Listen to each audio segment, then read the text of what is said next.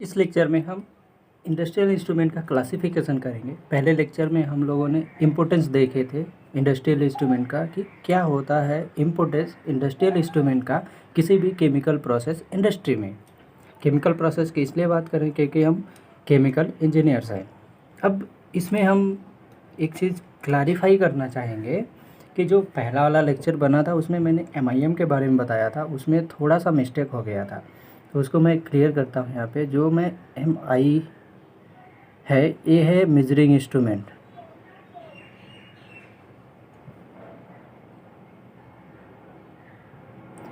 Measuring instrument को हम मान सकते हैं कि ये सेंस आर्गन है, किसी भी केमिकल प्रोसेस इंडस्ट्री के सेंस आर्गन है।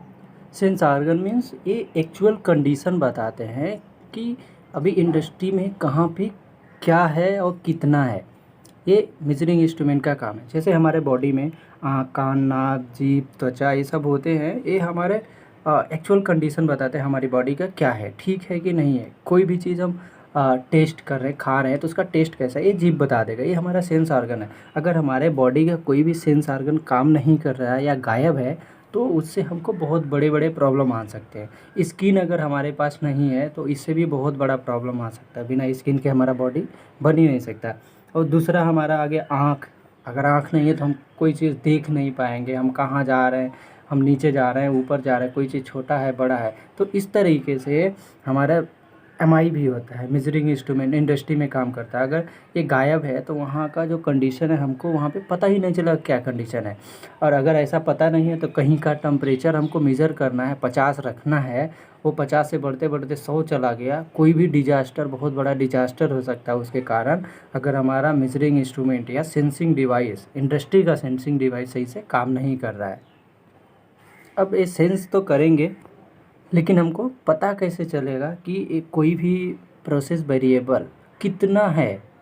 ये हमको कितना है पता करने के लिए हम मेजरमेंट का यूज़ करते हैं। ये हो गया टोटल MI एंड MIM।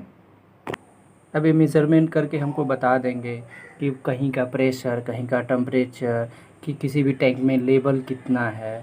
या जैसे हम आँख से देख के बता देते हैं कि कोई चीज़ छोटा है या बड़ा है, लेकिन जब हमको पता करना एग्जैक्ट कोई भी एक चीज़ दूसरे से कितना छोटा है तो उसको मेज़र करने के लिए हम स्केल का यूज़ करते हैं, वो मेज़रमेंट होता है।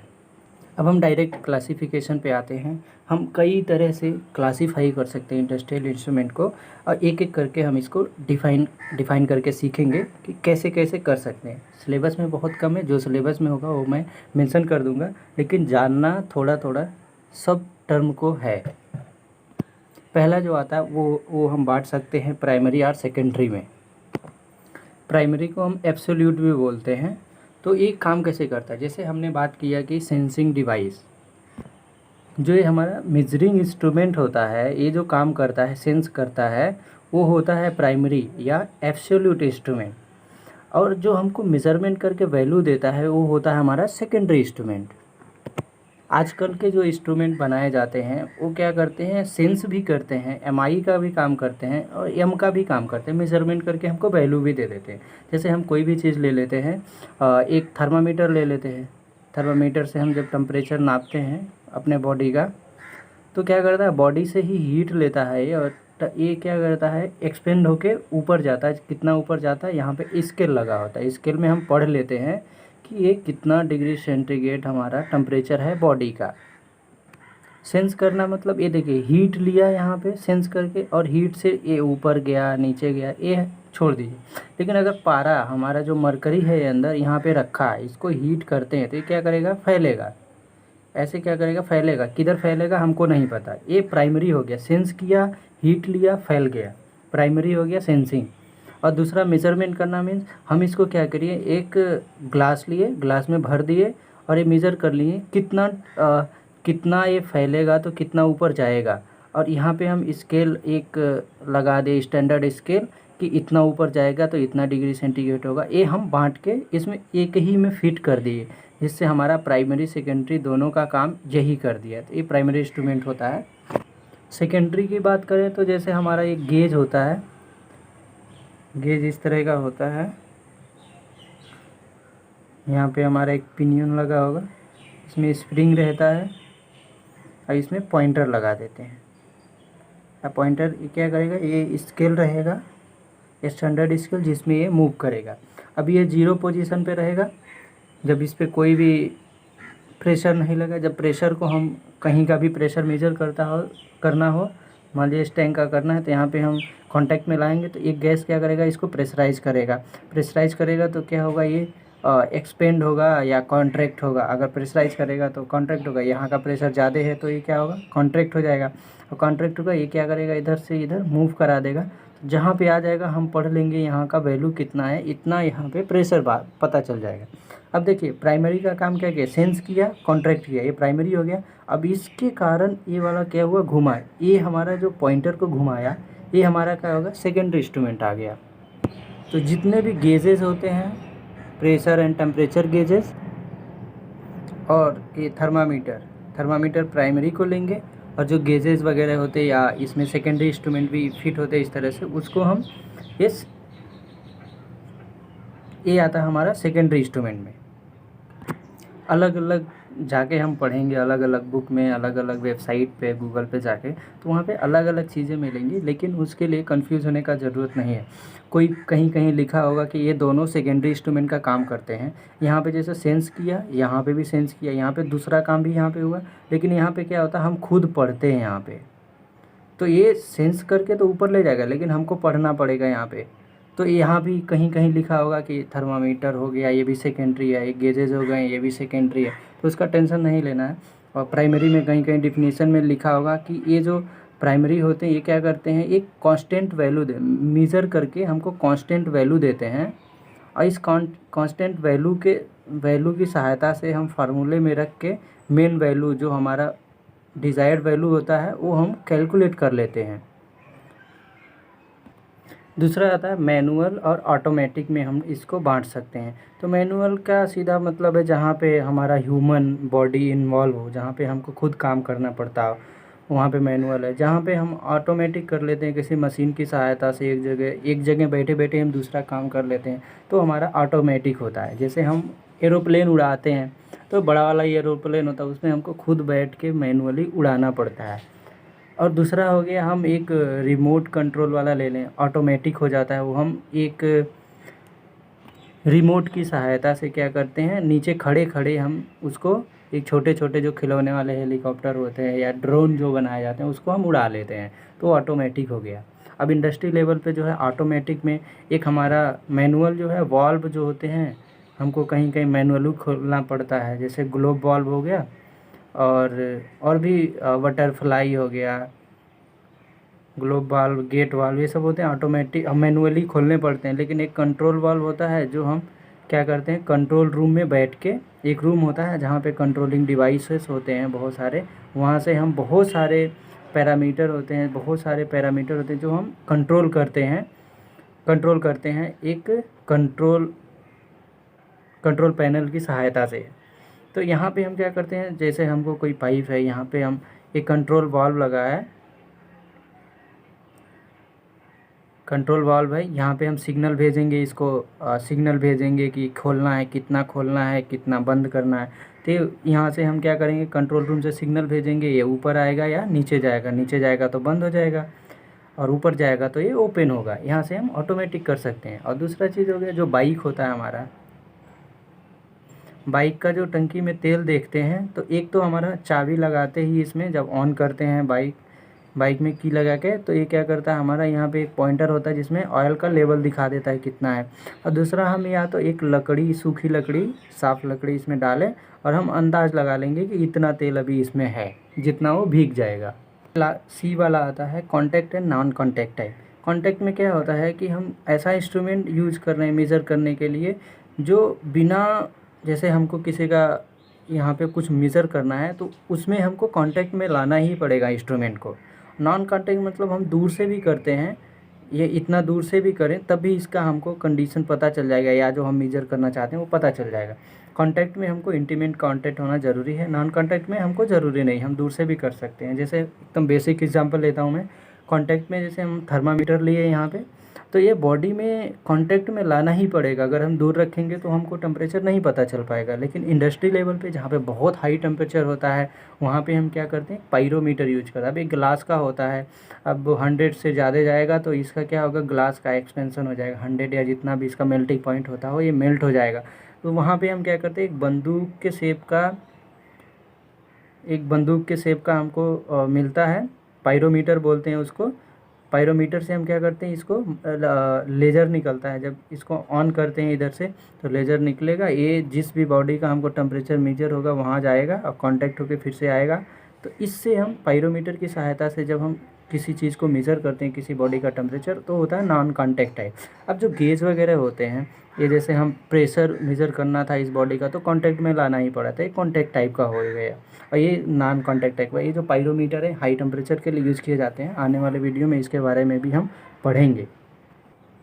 अब आता है डी वाला, एनालॉग एंड डिजिटल टाइप।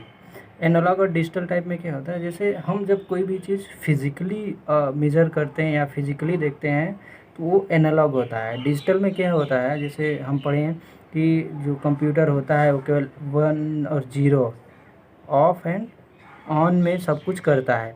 तो यहाँ पे कोई डेसिमल शामिल नहीं होता है, तो यहाँ पे डिजिटल हो जाता है। अब जैसे एनालॉग का मतलब हुआ ये जो हम इस पे पढ़ रहे थे, तो हम फिज़िकली पढ़ रहे थे कितना इसका डिग्री सेंटीग्रेड आएगा किसी भी बॉडी का टेम्परेचर, तो ये एनालॉग की सहायता से पढ़ एनालॉग हो जाएगा। और डिजिटल में क्या है, ऑन ऑफ है। जैसे हम घड़ी ही ले लेते, घड़ी का एग्जांपल, यहाँ पे लिखा हुआ आता है कि 10:01 हो रहा है, कभी भी 1.5 नहीं लिखेगा यहाँ पे। अगर 1.5 लिखना होगा तो लिखेगा 10:01 लिख देगा, यहाँ पे कभी भी दशमलव नहीं आता है। तो ये होता है एनालॉग और डिजिटल। ये आता है self operated and power operated. Self operated में हमको किसी भी तरह का पावर या एनर्जी नहीं देना पड़ता है किसी भी इंस्ट्रूमेंट से आउटपुट प्राप्त करने के लिए। लेकिन पावर ऑपरेटेड में हमको इलेक्ट्रिकल या किसी भी तरह की हमको एनर्जी देनी ही पड़ती है हमको उससे आउटपुट लेने के लिए। बिना एनर्जी के वो इंस्ट्रूमेंट हमको आउटपुट नहीं दे पाएगा। थर्मामीटर का एग्जांपल लिए थे। थर्मामीटर क्या होता है, वो हीट लेता है इधर से और एक्सपेंड करके हमको वैल्यू दे देता है। ये हो गया सेल्फ ऑपरेटेड। पावर ऑपरेटेड में क्या होगा, पावर ऑपरेटेड में हम कंप्रेस्ड एयर होता है और हमारा होता है एक इलेक्ट्रिक चार्ज देते हैं, इलेक्ट्रिक चार्ज। तो ये दोनों क्या होते हैं, यूज होते हैं। अब जैसे हम बोला था कि यहाँ पे कंट्रोल वाल्व को खोलना या बंद करना है, तो ये सब हम चाहे कंप्रेस से एयर दे के इसको खोल बंद सकते हैं या इलेक्ट्रिसिटी दे के इसको हम खोल या बंद कर सकते हैं। नेक्स्ट आता है F, content and remote operating. Self content का मतलब होता है कि जो इनपुट और आउटपुट है दोनों का सोर्स एक ही इंस्ट्रूमेंट होता है, जबकि रिमोट ऑपरेटिंग में इनपुट और आउटपुट का सोर्स अलग अलग इंस्ट्रूमेंट के द्वारा होता है। एग्जांपल के तौर पे हमारा ये क्या है, थर्मामीटर ही जो था,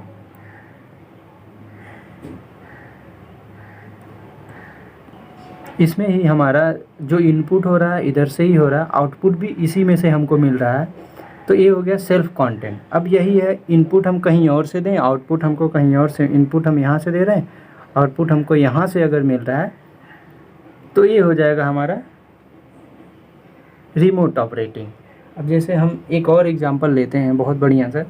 आप लोगों ने गजनी मूवी देखा होगा, आमिर खान वो एक्टर है, उसका गजनी मूवी है। उसमें क्या होता है, एक कैमरा उसके पास होता है, वो बातें भूल जाता है तो वो क्या करता है, फ़ोटो कैमरा में से फ़ोटो लेता है, इधर से फ़ोटो लिया किसी भी ऑब्जेक्ट का और यहाँ से इसका क्या होता है, प्रिंट आउट निकल जाता है। तो इनपुट हमारा इधर से लिया और आउटपुट इसी मशीन में से निकल रहा है। तो ये हो गया हमारा सेल्फ कंटेंट। तो यहाँ पे हमारा सेल्फ कंटेंट प्रिंटर भी है। रिमोट कंट्रोल ऑपरेटिंग में आजकल जो हमारे कंप्यूटर आ रहे हैं, कंप्यूटर सिस्टम यहाँ पे मान लीजिए है कंप्यूटर सिस्टम, यहाँ से हम संदेश भेजते हैं प्रिंटर को। तो यहाँ से प्रिंटर से हमारा यहाँ से प्रिंट होके कुछ भी हम जो यहाँ से संदेश भेजते हैं वो हमारा यहाँ से प्रिंट होके निकलता है अलग अलग जगह से। तो इनपुट यहाँ है, आउटपुट हमारा दूसरे मशीन से निकल रहा है। ये तो हो गया हमारा रिमोट ऑपरेटिंग। इस कैमरा को बोलते हैं पोलरॉइड कैमरा, इसको आप सर्च करके देख सकते हैं गूगल पे। नेक्स्ट आता है जी, इंडिकेटिंग, रिकॉर्डिंग और इंटीग्रेटिंग। जैसे हम पहला वाला देखें तो ये वाला प्राइमरी एंड सेकेंडरी, प्राइमरी में हमारा सेंस करता है और सेकेंडरी हमारा आउटपुट देता है, हमारा मेजर्ड वैल्यू देता है। तो ये मेजर्ड वैल्यू किस फॉर्म में दे सकता है, तो अभी हम पढ़े थे एनालॉग फॉर्म जो फिजिकली देता है, और जो हमारा था एक दूसरा डिजिटली हमको लिख के देगा। इसमें डेसिमल नहीं होता है, इसमें डेसिमल इन्वॉल्व हो सकता है। तो ये जो डिजिटल है, एनालॉग है, ये दो तरीका तो हो गया, लेकिन ये आउटपुट जो हमको मिल रहा है ये इंडिकेट करके भी मिल सकता है, रिकॉर्ड करके भी मिल सकता है, इंटीग्रेट करके भी मिल सकता है। जैसे इंडिकेटिंग का मतलब क्या हुआ कि जैसे हमारा इंडिकेट कर रहा है, जैसे हमने प्रेशर गेज का एग्जांपल लिया था। पॉइंटर क्या होता है, इस स्केल पे क्या करता है, मूव करता है इधर या इधर, तो हम वैल्यू यहाँ से पढ़ लेते हैं। स्केल पे मूव करेगा तो ये हो गया इंडिकेटिंग, इंडिकेट कर रहा है। रिकॉर्डिंग मीन्स क्या हुआ, रिकॉर्ड कर रहा है। रिकॉर्डिंग का जैसे हो गया ग्राफ के थ्रू रिकॉर्ड करता है। जैसे हम दौड़ रहे हैं, मान लीजिए रनिंग कर रहे हैं, तो 5 मीटर में कितना दौड़े, ये मान लीजिए हम डिस्टेंस ले लेते हैं, ये हमारा टाइम हो गया। तो 5 मिनट में हम मान लीजिए दौड़ गए हैं 2 किलोमीटर, तो ये 2 4 6 ऐसे लगा देते हैं। 5 मिनट में हम 2 किलोमीटर दौड़े, तो ये 2 किलोमीटर इधर हो गया, 5 मिनट इधर हो गया। अब मान लीजिए फिर 10 मिनट हुआ, 10 मिनट में हम 3 किलोमीटर और दौड़ गए, तो 10 मिनट यहाँ ले लेते हैं, 10 मिनट ऊपर जाएगा, 3 कहाँ आएगा, 2 किलोमीटर दौड़ते हुए 3 किलोमीटर और दौड़े, तो ये 2 किलोमीटर ये और 1 किलोमीटर यहाँ बीच में, तो यहाँ पे आ गए। अब तीसरा मान लीजिए 15 मिनट में हम 2 किलोमीटर और दौड़े 15 किलोमीटर में, तो यहाँ 5 है, 6 7, ये 7 किलोमीटर हम दौड़ चुके, तो ये ऊपर लाइन जाएगा, तो ये हमारा यहाँ पे आएगा। तो ऐसे जो लाइन बन रहा है ये हमारा क्या कर रहा है, रिकॉर्ड कर रहा है। हम पिछला जैसे ग्राफ के थ्रू ये देता है, तो हम पीछे का भी रिकॉर्ड इसमें सेव रहता है। हम खोल के देख सकते हैं कितने टाइम में हम कितना दौड़े थे या कितना किलोमीटर टोटल दौड़े थे, सब कुछ हम यहाँ से देख सकते हैं। इस तरह से इंडस्ट्री में भी यूज किया जाता है।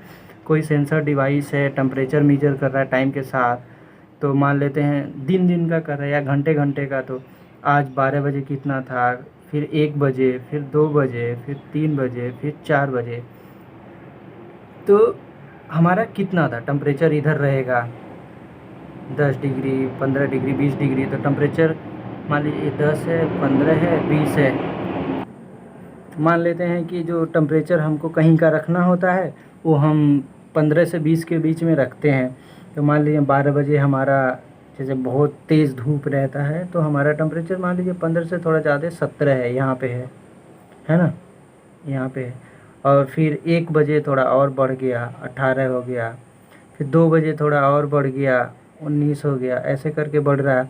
फिर जैसे जैसे शाम होता गया घटता गया, मान लेते हैं कि फिर 19 से सीधे ये 17 16 पे आ गया, यहाँ 16 आ गया, फिर 4 बजे थोड़ा और घट गया, 15 आ गया, ऐसे करके घट रहा है। तो ये ग्राफ जाएगा इधर इधर फिर इधर इधर। जब हम खोलेंगे देखना चाहें 1 बजे कितना था, तो इधर स्लाइड करके लाएंगे 1 बजे के ऊपर जाएंगे, ये कितना था 16 17 18 डिग्री सेंटीग्रेड इसका टेम्परेचर था। तो ऐसे ये रिकॉर्ड करता है। अब आता है इंटीग्रेटिंग में क्या होता है कि अब कभी भी होता है कोई भी चीज़ क्वांटिटी बहुत ज़्यादा वेरी करता है। कभी पॉजिटिव में था 5 गया, फिर ये 0 आया, फिर माइनस में 2 गया, फिर ये 0 गया, 3 गया, 4 गया, 7 गया, फिर 0 गया, ऐसे करके जाता है। तो इसका जब एवरेज हम लेंगे ना, टोटल एवरेज जो हम टोटल एवरेज लेंगे, एवरेज वैल्यू इसका, ये जो हमारा एवरेज वैल्यू आएगा ये इंटीग्रेट करके आएगा। मतलब 1 मंथ का भी निकाल सकते हैं, 2 मंथ का, 1 दिन का निकाल सकते हैं, 1 साल का निकाल सकते हैं, ऐसे करके इंटीग्रेटिंग ये इंस्ट्रूमेंट इस तरह से वैल्यू देते हैं। जैसे हमारे घर में मीटर लगा होता है, इलेक्ट्रिक मीटर, वहाँ से हमको पता चलता है कितना हार्स पावर हम इलेक्ट्रिसिटी यूज किए हैं। वो 1 मंथ में भी हम निकाल सकते हैं, 2 मंथ में निकाल सकते हैं, या 1 ईयर का निकाल सकते हैं। टोटल हमको बिल मिल जाता है वहाँ से। ये होता है इंटीग्रेटिंग टाइप। ये तीनों जो है क्या है कि जो सेकेंडरी इंस्ट्रूमेंट था उससे जो आउटपुट निकल रहा है किस किस फॉर्म में निकल सकता है आउटपुट। लास्ट आता है मैकेनिकल, इलेक्ट्रिकल और इलेक्ट्रॉनिक्स। अब जैसे मैंने इसको बताया इंडिकेटिंग, रिकॉर्डिंग, तो ये दोनों सिलेबस में दिए गए हैं। एनालॉग और डिजिटल भी शायद दिए गए हैं, कंफर्म नहीं है। ये मैकेनिकल, इलेक्ट्रिकल और इलेक्ट्रॉनिक्स आता है। मैकेनिकल का मीन्स अगर हमको मैकेनिकल क्वांटिटी मेजर करना हो तो उसके लिए भी यूज कर सकते हैं मैकेनिकल इंस्ट्रूमेंट। और अगर मैकेनिकल क्वांटिटी को मेज़र करना है तो उसको इलेक्ट्रिकली भी मेज़र कर सकते हैं, उसको इलेक्ट्रॉनिक इंस्ट्रूमेंट से भी मेज़र कर सकते हैं। जो इलेक्ट्रिकल इंस्ट्रूमेंट होते हैं, यहाँ पे हमको इलेक्ट्रॉन जो होते हैं, मेन चीज़ होते हैं जो मापन में मुख्य भूमिका निभाते हैं। मैकेनिकली मीन्स मैकेनिकल पार्ट होंगे वहाँ पे ज़्यादातर। इलेक्ट्रॉनिक्स का मीन्स यहाँ पे इलेक्ट्रिक डायोड वगैरह लगे होते हैं, जो ये सबसे ज़्यादा सेंसिटिव होता है। अगर हम इनपुट दे रहे हैं इधर से, ये आउटपुट है, तो जैसे हमारा वैल्यू बता रहा है बार बार, तो थोड़ा भी इनपुट में चेंज होगा तो उसको भी बहुत ये अच्छा से एक्यूरेटली ये आउटपुट में हमारा दिखाएगा कि चेंज हुआ है, कितना हुआ, ये सब दिखाएगा बहुत ही कम टाइम में।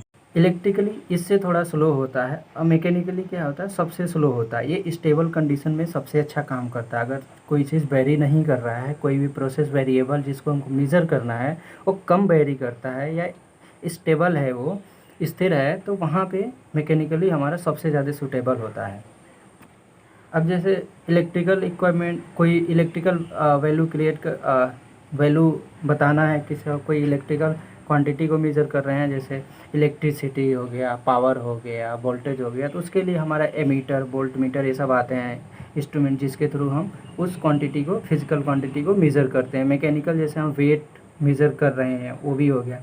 अब जैसे इंस्ट्रूमेंट बना है तो हर जो उसका पार्ट होगा वो मैकेनिकल चीज़ों से बना होगा। मैकेनिकल मीन्स जैसे डायोड बोला तो वो भी मैकेनिकल ही है, इसमें इलेक्ट्रिकल में वायर ले रहे हैं तो वो भी मैकेनिकल ही हो गया एक तरह से। तो ये क्या है, तीनों किसी भी तरह से मेथड या पर्पज़, हम किसी भी तरह से इसको बांट सकते हैं। मैकेनिकल इंस्ट्रूमेंट जैसे जनरली मैकेनिकल चीज़ जो जिसके थ्रू हम मेज़र करते हैं, हाइट मेज़र करना है तो हम स्केल ले लेते हैं। वेट मेज़र करना है किसी का, कितना किलोग्राम है या ग्राम है, तो उसके लिए हम क्या करते हैं, पेन आता है ये तराजू वाला, इधर लगा रहता है, ऐसे दो लटका रहेगा, इस पे हम किलोग्राम का जो बांट रहेगा वो रख देंगे, और इधर हम जिसका वेट कैलकुलेट करना है उसको रख देंगे, यहाँ से कैलकुलेट हो जाएगा। या आजकल डिजिटली आता है, हम अपना वेट देखने के लिए क्या करते हैं, वो डिजिटली जो आता है वेट मेज़र करने को, उस पर हम अपना चढ़ जाते हैं, तो हमारा वैल्यू कितना हमारा वेट है वो हमारा वहाँ पे शो कर देता है, लिख के आ जाता है, हम उसको पढ़ लेते हैं। तो ये हमारा मैकेनिकल इंस्ट्रूमेंट है। इलेक्ट्रिकल में जैसे वोल्ट मीटर, एमीटर मैंने बताया। और इलेक्ट्रॉनिक्स में हमारे सेमीकंडक्टर और डायोड से बनी हुई युक्तियाँ, डिवाइसेस आते हैं जो कि हम कंप्यूटर में यूज़ करते हैं। कंप्यूटर पहले बहुत बड़ा आता था, फिर धीरे धीरे छोटा बनने लगा। ये सब सेमीकंडक्टर और डायोड से बनी हुई जो इलेक्ट्रॉनिक डिवाइसेस हैं उनकी वजह से हुआ। जहाँ पे हम कंप्यूटर में क्या करते हैं, बहुत बड़े बड़े कैलकुलेशन, नंबर्स का कैलकुलेशन, जोड़ घटाना गुणा भाग, हम ऐसे पुट करके इंटर दबाते हैं तो हमको सेकेंड, माइक्रो सेकेंड, मिली सेकेंड में हमको आंसर पता चल जाता है। इतना फास्ट ये डिवाइसेस काम करते हैं।